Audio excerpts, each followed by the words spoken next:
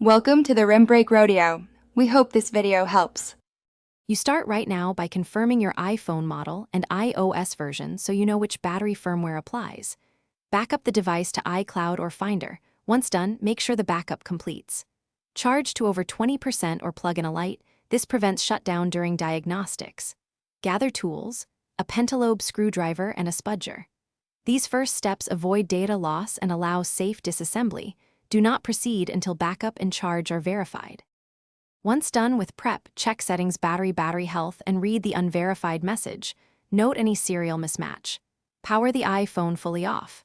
Remove the display gently, work slowly to avoid tearing flex cables, and disconnect the battery connector. Document connector positions with clear photos. This helps if connectors look similar. Install a genuine or correctly matched replacement battery, seat it fully, reconnect the battery and display. Then torque screws to original positions before reassembly, so the device recognizes the new component. After reassembly, boot the iPhone and check battery health. A correct install and calibration should show verified status.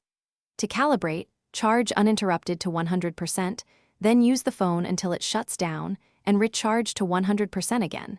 This helps the system measure capacity accurately. If the unverified label persists, power down and recheck connectors and seating. Once connectors are confirmed, consider reflash options if you have tools, or take it to Apple-authorized service. This single troubleshooting step resolves most recognition. Thanks for watching. Consider subscribing if we helped you.